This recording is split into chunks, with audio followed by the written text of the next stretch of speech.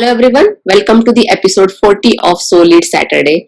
The guest we have today, Dr. Roshawnna. She is a CEO and founder of Enricher as well as Techstars.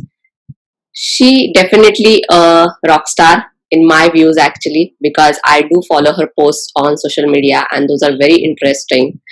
And I'm sure that we are going to have the fun chat and as well as we are going to explore a lot about her career journey. How did she find her area of interest and managing to lead that area of interest? So thank you, Roshawnna. Actually, really appreciate your time on the show. Thank you so much for having me. And I guess I'll start by telling you how I initially became a fan of capital and raising money through different sources. So when I was in high school, I decided that I was going to raise money to pay for my entire college education. I crafted this entire plan and I told my mother, hey, can you give me 200 stamps, envelopes, and some paper? And she said yes. And what I did is I found the addresses of over 200 organizations that had a history of providing grant dollars and scholarships to students, and I wrote them all letters. In these letters, I told them my story, what I wanted to achieve in this world, and how I would be a good steward of their capital. And based on this whole process, I won over $600,000, which paid for my entire college education. And I have a bachelor's in computer engineering and finance, a master's in information systems, and a doctorate in computer engineering and finance. So all of that was paid for by this process that I set out to do and execute when I was 15 years old. Wow, this is like so much inspiring actually, and that is something captured my eyes. Like when you wrote that post on the LinkedIn, that how I raised the 600,000 in funding for my college education, and that is truly inspiration for any students or any kid out there. Actually, how you can pursue your passion, and it is a lot more about the willingness that you shown. So thank you so much for sharing and. Moving towards our next question is like, when I came across your profile, you took a proper education like in the computer engineering and the finance. And when I saw your career journey, it is quite interesting because you handled multiple roles while growing in your career. So you were researcher, you were software engineer, and you were wealth advisor, author, mentor, faculty member, and now a CEO and founder of Enricher as well as Techstars. So what do you enjoy the most and why? Yeah, I really love being a CEO, and I believe that everything that I learned all the way from project management to finance to managing staff with all of my roles has sufficiently prepared me for where I am today. Because to run a business, you need to be really good at, marketing and sales and dealing with your team and hiring and then the product itself. So I don't think that I could have done all of this today if I hadn't changed and had experience in all different kinds of roles in my past. And I fully believe that we can always define who we are and what we do whenever we want. So just because like you study engineering like I did and I love algorithms and AI doesn't mean that's the only thing that I love. I still love that, but I also love, helping other people. So I had to figure out how could I use my skill sets and kind of shift it a little bit so I can help more people achieve their goals. Wow, that's awesome. And moving towards our next question is about your organizations, Techstars and Enricher. So what does it stand for and how it helps specifically women as well? Yeah, so at Enricher, what we do is we help women-led businesses and Black-owned businesses get access to business financing, networking, and coaching in a collaborative and supportive environment. Since we launched in 2017, we have engaged with over 23,000 people. We launched the funding platform last year and funded 71 companies from 47 states in the U.S. And now what we're doing is our All Rise Factory program. And our All Rise Factory program selects a cohort of companies that are on a similar journey in terms of growth and sustainability and puts them together so that not only can they mastermind with one another, but they can grow with capital behind one another. So as part of this program, we as Enricher, provide capital to each of the companies, and we open it up to the community to pledge their support behind these companies as well. So it's been a phenomenal experience. And you mentioned Techstars a few times. Techstars is an accelerator program that we were fortunate to be selected for. We're one of the 10 programs, 10 companies out of 7,000 that were selected last year. And again, it's similar in the sense that we were one of 10 companies, all of which were high growth companies that participated, and it was fantastic. But Enricher focuses on traditional businesses. So we have businesses all the way from makeup artists to doggy treats to tech companies all together on our platform, because we really wanted to help all business owners no matter where they are. Wow, and this is so nice actually. There are very few people you find that they want to help society, and definitely that is something I feel separate from leadership towards followership. When people are leaders, they definitely believe in giving back to the community or helping others.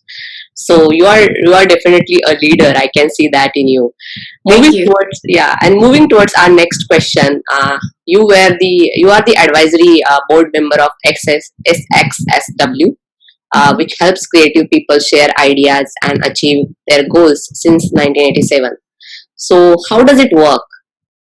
So South by Southwest is one of the largest conferences that exists in the world that brings together startup founders and comedians. They have a film festival. They have like AR VR festival, like all in one place. It usually brings in 500,000 people to go to Austin, Texas. So this year was canceled due to COVID, but my role is to help recruit amazing companies that should be showcased at the conference. So I review applications, I advertise and recruit for the conference, and because the whole goal is to have this diverse conference that all types of people from around the world can participate in. Yes. Wow, that's so good to see. And moving towards our next question is again about your own podcast on startup funding. So would you like to share any specific experience or the success story of it? Yeah, so I launched a podcast because I know all of these amazing investors and companies that have received investment who needed to share their story for the world, because a lot of people really don't understand what it takes, what's the thought process and experience on either side of the equation. So on the podcast, what I do is interview people, and they share their tips and tricks and rules of the game so that you as a listener can learn from them. So we filmed several episodes, and the whole goal is to help people understand what goes into this process. Okay, and one more question actually, because you are part of many initiatives. How do you manage your time?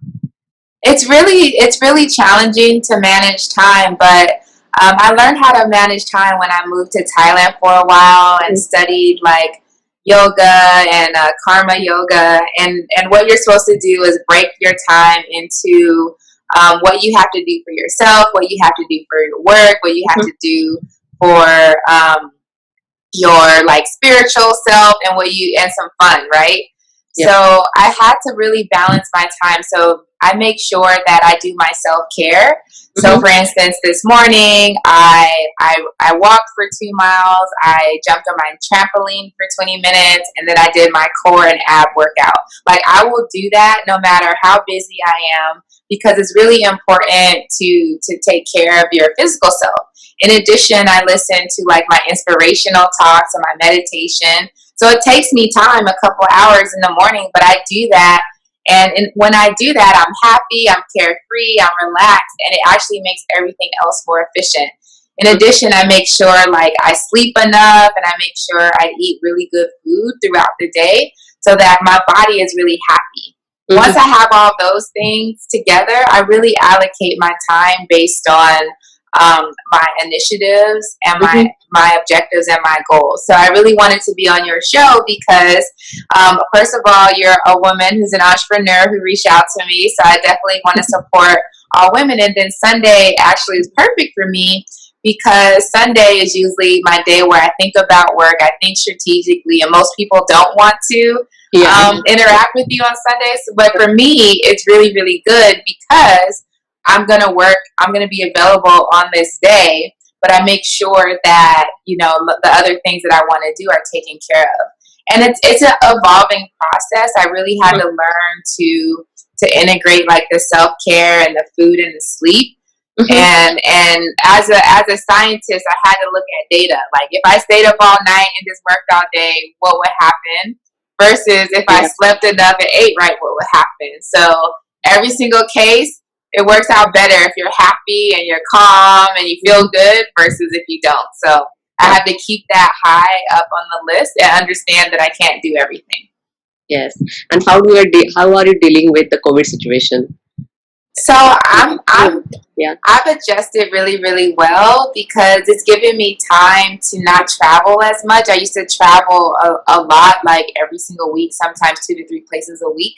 Mm-hmm. And now being at home, I can actually like reflect on my space. I have more time to like read books and meditate and all this kind of stuff. So I've been able to like focus on like my personal consciousness level, my ideas. Mm-hmm. And, I have a little garden now on my balcony. So I like talk to my plants every morning.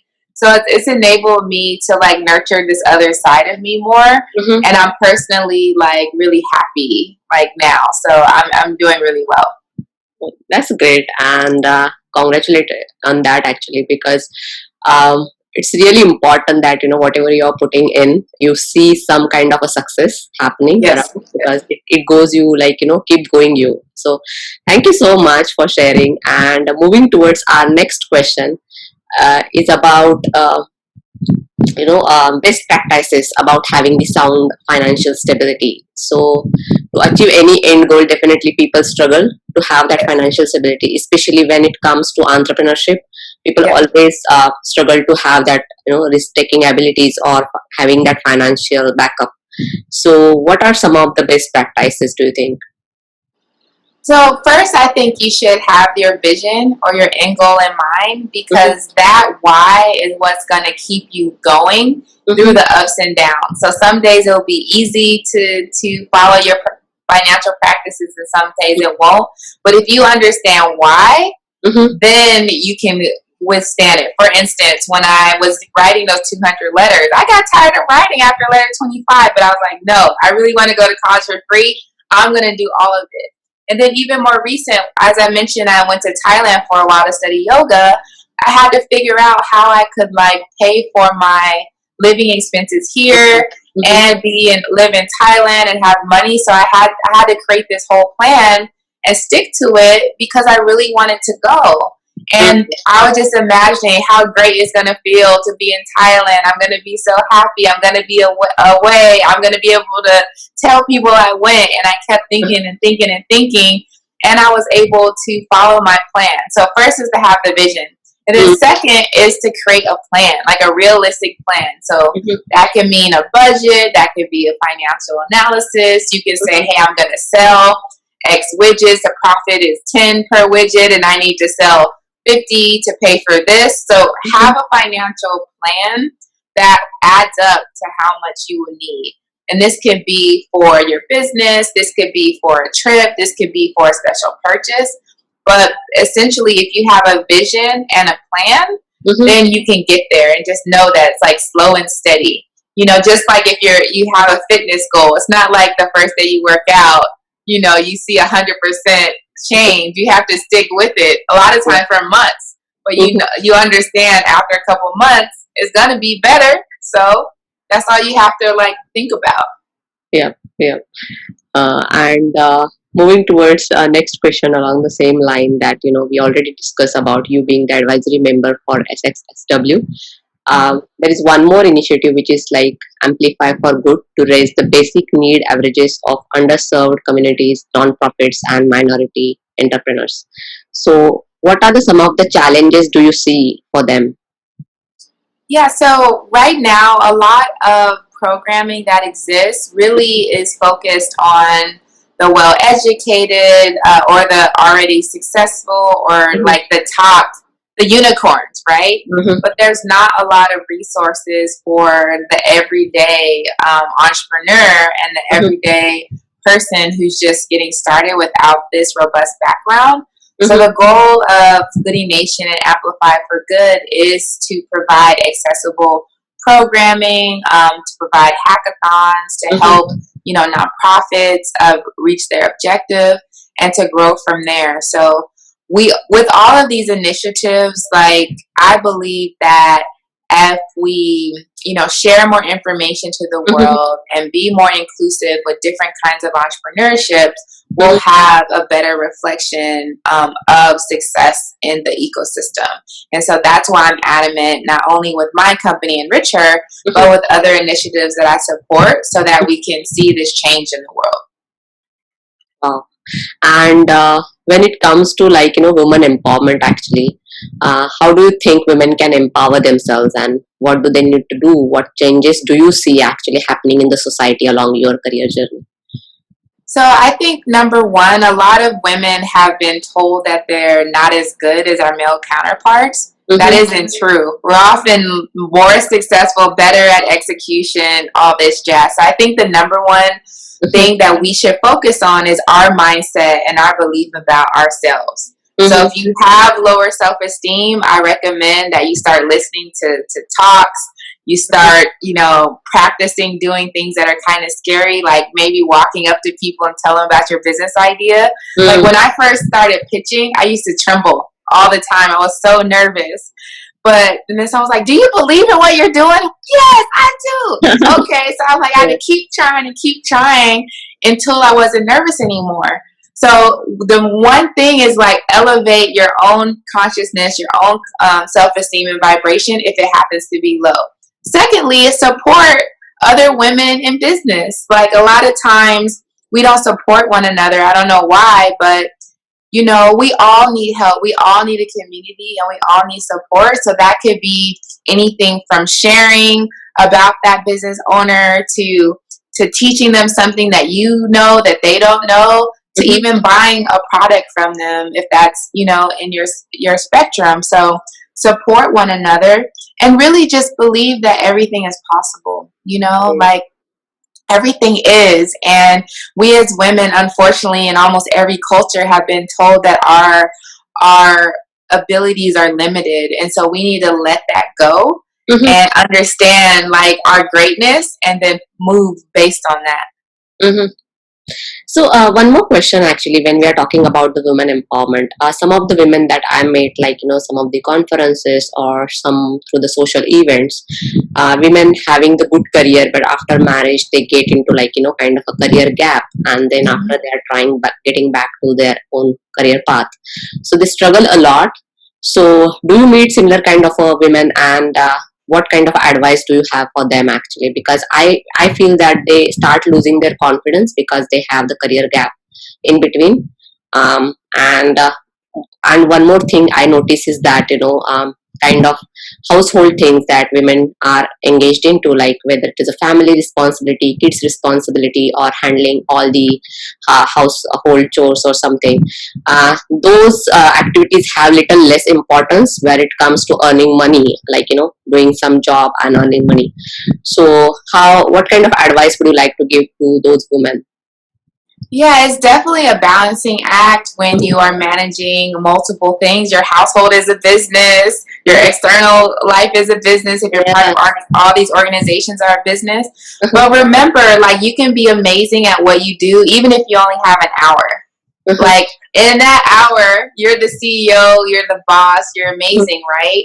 So it's really, like I said before, that personal self talk and that mindset that you know how hard it is to manage a household and a business at the same time. If you could do all that, you're amazing. Like, and you're successful right in from the beginning. So you don't have to like build up to being acceptable. You start that way. So it's really like that self talk. Mm-hmm. Because if you start off thinking negative about yourself, what happens is you're less Mm-hmm. efficient with your time and Yeah. it's harder for you to execute anything. So if Mm-hmm. you can let all of those negative thoughts go, you'll Yes. find that you can figure out a way that works best for your own life and your own household. And again, the same thing, like if you have, let's say, some children or a career gap or a household, build a community with other people who have that similar story and kind of learn from them and what they do. Maybe you could share resources, maybe you could share help, Mm-hmm. and just understand that you're not alone. Whatever the situation is, there are other women who are dealing with the same thing who would love to help. So Yes. just have that mindset. Yeah. So that is very important. So hope, like, women out there, you are listening, because I came across a lot of such questions or the situations where I meet people and I find them, like, women are talking a lot more about that. And I guess it is kind of a society how it works as well. Most of the times it happens that women have more giving or compromising nature sometimes, where they compromise on their career or something, but again when they have to restart their career, or again, start it again from the scratch or something, uh, I found them like less confident. But you should Yes. not be, as Roshawnna mentioned, actually you are not the alone. Actually there are many people, and handling, I guess, household things is the major difficult task nowadays, compared to, Yes. like, doing your day-to-day job, like going to the office and doing your 9 to 5. So that is way easier than handling your household activities. So don't discourage yourself, actually, because you are doing good.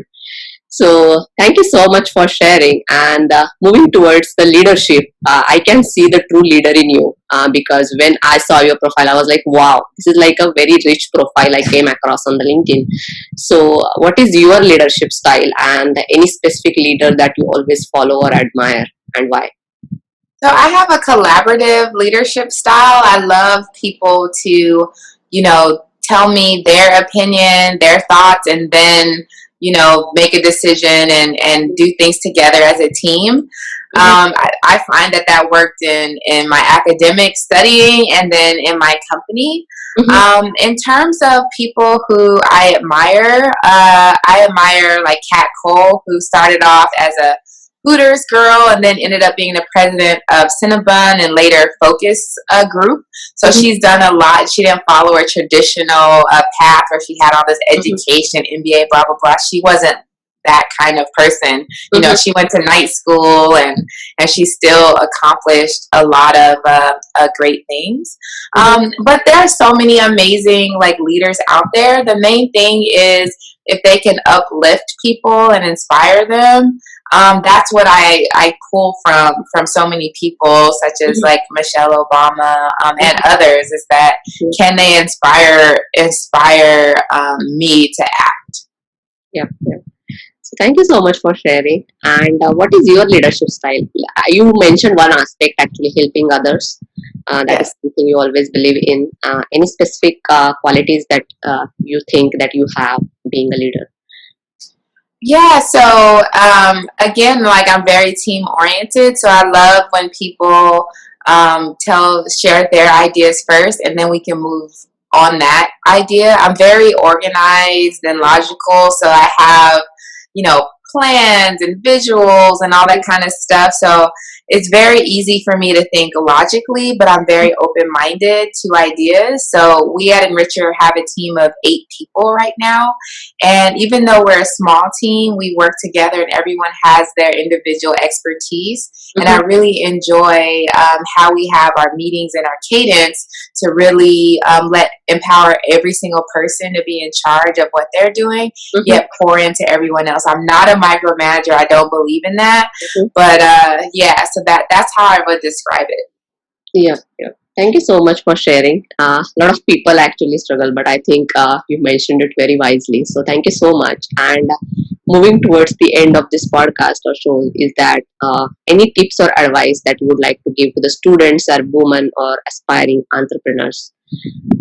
Yes, there's so much advice, but what now looking back, I think the most important thing is your self consciousness and to believe in yourself. So what I mean when I'm saying self consciousness, I'm talking about how you show up in the world and how you exhibit your joy and your happiness and your love, because the happier you are, the more magnetic you are, and the easier life is. So no matter what it is, like, it's easier if people want to be around you. So Yeah. really focus on, developing that skill, and then just act. I've done so many things in my life that have not worked out, and that's okay, because every single time I do anything, I learn. So a lot of times when you're younger, you feel like everything has to be perfect and you have to have an exact plan. No, figure out the thing that you think is best, do that. If it's no longer the best thing, switch it up. Yeah. I've been an entrepreneur full time for 10 years, and you've listed several of the things I've done over this 10-year period. And there's a whole range of them. I love what I'm doing now, but some of the things I tried in the past I didn't love, and that's okay. So really, it's just work on who you are and being the best person that you can be, so you can show up that way in the world, and then execute and act in alignment with what you think is best. That's it. Yeah, thank you so much. Actually, it's very wise and very clear, actually, advice to anybody to have in their early age of the career, or if even though you are established, actually, it is very hard to maintain that success. So sometimes it happens that things doesn't work out, and you have to switch to something else. So everything is all about, as Roshawnna said, actually, you have to keep up yourself. And thank you so much for sharing, and really very happy to have you on the show, and really appreciate your time, all your consideration to be a guest on my show. Thank you. It was a blast. I had so much fun. Yeah, it's very nice to connect you, actually. Nice to connect with you. So thank you so much. And audience, definitely you are going to enjoy this episode. Specifically, I'll shout out to the women out there who are looking to enrich themselves. Definitely do follow or connect with Roshawnna. And she is truly helping the society and the women to build their careers. So thank you so much. And as I always say, until we meet, happy leading. Let's sit together. Stay safe. Bye for now.